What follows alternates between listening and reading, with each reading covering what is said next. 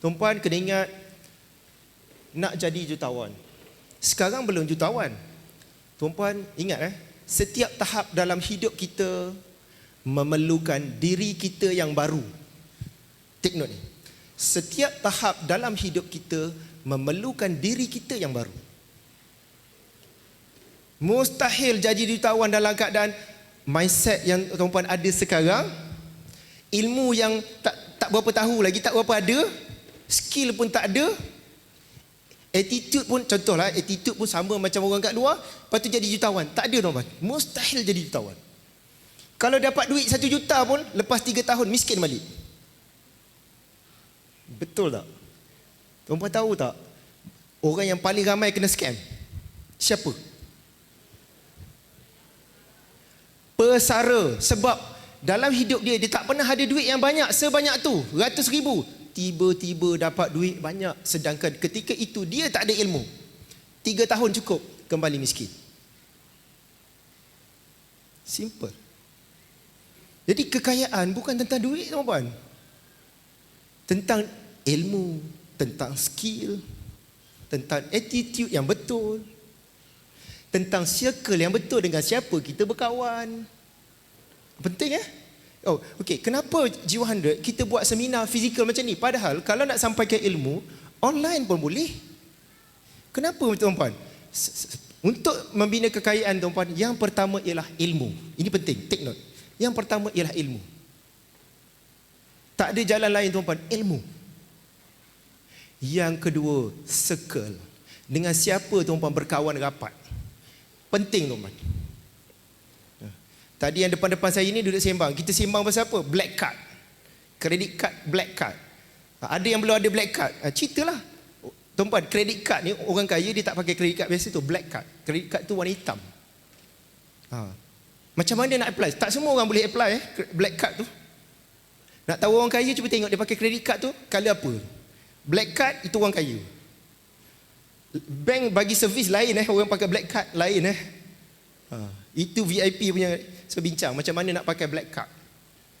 Sebab mereka bukan perlukan credit card untuk buat loan tau. Duit ada. Kad ni memudahkan transaction saja. Berbeza dengan orang biasa bincang nak pakai kad kredit. Kad kredit sebab tak ada duit. Tak, kita tak bincang kad kredit tak ada duit. Sebab kita kata nak pergi overseas, bawa kad kredit mudah urusan. Tak payah bawa cash. Jangan pakai debit card. Debit card lagi berisiko daripada kad kredit. Saya nak cerita apa? Semua ni kita belajar dengan circle, siapa kita berkawan. Sama juga tuan-puan nak jadi nak jadi jutawan, nak membina harta 1 juta yang pertama. Tak boleh bincang topik ni dekat kawan-kawan office. Tuan-puan cakap je 1 juta pertama, semua dia cakap bohong lah apalah. Yang adanya seminar macam mana nak buat loan. Betul tak? Ni nak naik gaji ni, kaki tangan kerajaan ni. Bank dah siap nak masuk ni. Kan? Sahabat karib, penjawat awam, bank rakyat, betul tak? Hati-hati tuan-puan. Tuan-puan kena ingat, bank dia tak tolong orang susah. Bank tolong kita sampai kita susah. Dah susah, tak nak berkawan dah. Dah susah, kena berkawan dengan G100. Kita bantu tuan-puan, jadi senang. Macam tu. Bank tak nak berkawan dengan tuan-puan kalau tuan-puan susah.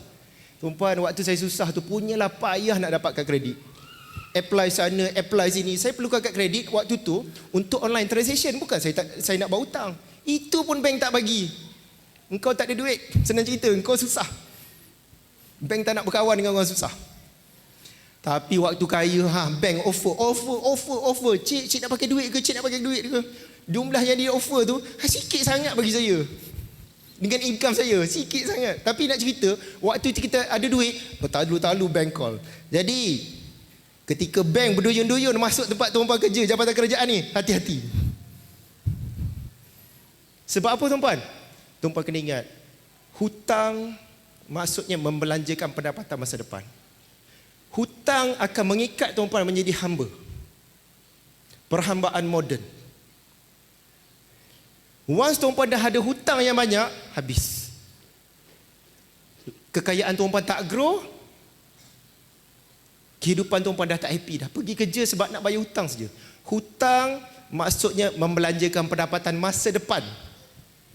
Duit tak dapat lagi, tapi dah siap-siap belanja dah.